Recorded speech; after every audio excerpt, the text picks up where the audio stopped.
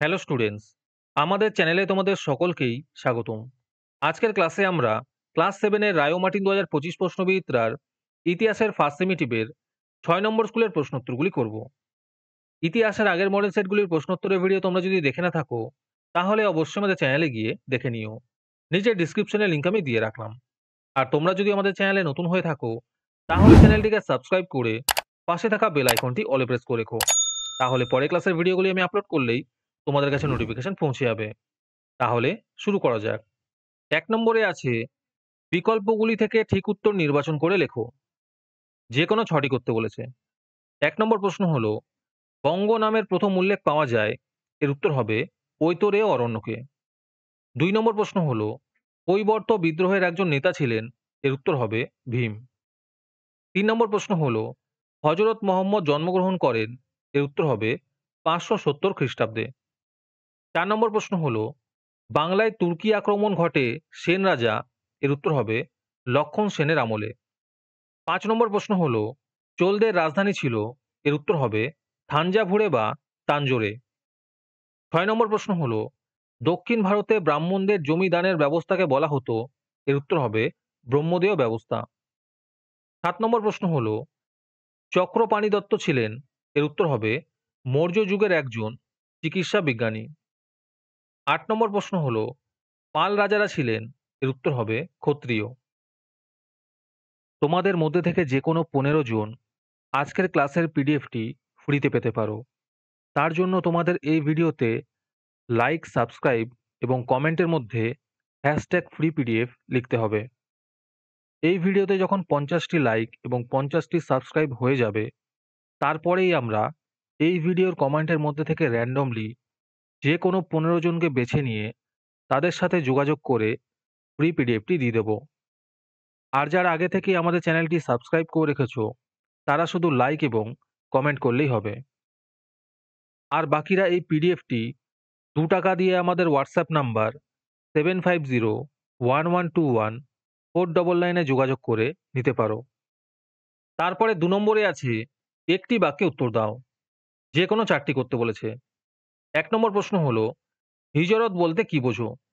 এর উত্তর হবে হযরত মুহাম্মদ তার অনুগামীদের নিয়ে ৬২২ খ্রিস্টাব্দে মক্কা শহর ছেড়ে মদিনা শহরে চলে যান। মক্কা থেকে মদিনায় এই চলে যাওয়াকে আরবি ভাষায় হিজরত বলা হয়। ২ নম্বর প্রশ্ন হলো, গঙ্গায় কোন্ডচোল উপাধি কে নিয়েছিলেন? এর উত্তর হবে প্রথম রাজেন্দ্র চোল। ৩ নম্বর প্রশ্ন হলো, শশাঙ্কের রাজধানীর নাম কি? এর উত্তর হবে কর্ণ সুবর্ণ। ৪ নম্বর প্রশ্ন হলো, বৌদ্ধ ধর্ম মতে নির্বাণ কি? এর উত্তর হবে বৌদ্ধ ধর্মের একটি মতবাদ হলো নির্বাণ। নির্বাণ শব্দের অর্থ হলো মোক্ষ বা মুক্তি।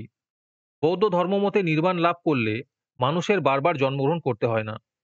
নির্বাণ বলতে বোঝায় মানুষের এমন এক অবস্থা যেখানে শোক দুঃখ, কামনা বাসনা, জরা ব্যাধি মৃত্যু প্রভৃতির ঊর্ধ্বে অনন্ত সুখ শান্তি লাভ করা যায়। ৫ নম্বর প্রশ্ন হলো, পাল যুগের একজন বিখ্যাত শিল্পীর নাম লেখো। এর উত্তর হবে ধীমান। তারপরে ৩ নম্বরে আছে নিচের প্রশ্নগুলির উত্তর দাও। এই প্রশ্নের উত্তরগুলি আমি তোমাদের দেখিয়ে দিচ্ছি, তোমরা দেখে দেখে নোট ডাউন করে নিও। ১ নম্বর প্রশ্ন হলো, ত্রিশক্তি সংগ্রাম বলতে কি বোঝো?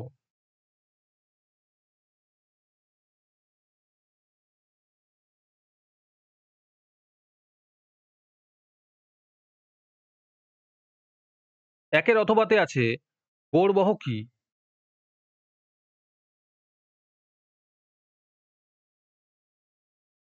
২ নম্বরে আছে চর্যাপদের টীকা লেখো।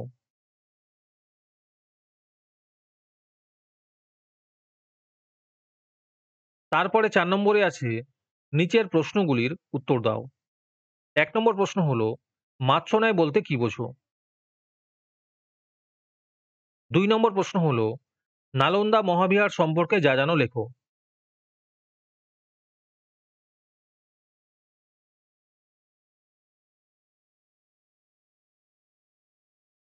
তারপরে ৫ নম্বরে আছে নিচের প্রশ্নগুলির উত্তর দাও। ১ নম্বর প্রশ্ন হলো, বঙ্গ থেকে পশ্চিমবঙ্গ নামকরণের ইতিহাস লেখো।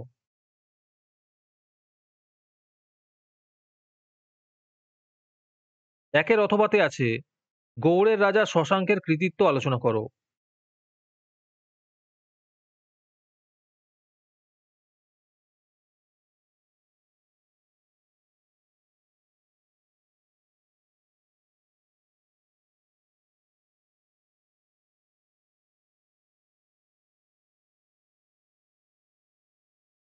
2 নম্বর প্রশ্ন হলো, পাল সেন যুগের বাংলার ধন সম্পত্তি ও অর্থনীতি সম্পর্কে আলোচনা করো।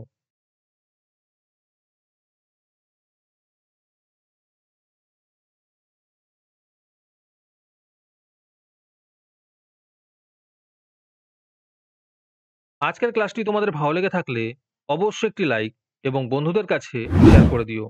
পরের মডেল সেটগুলির প্রশ্নোত্তরের ভিডিও তাড়াতাড়ি পেতে আমাদের চ্যানেলটি সাবস্ক্রাইব করে রেখো। তাহলে দেখা হচ্ছে পরের ক্লাসে।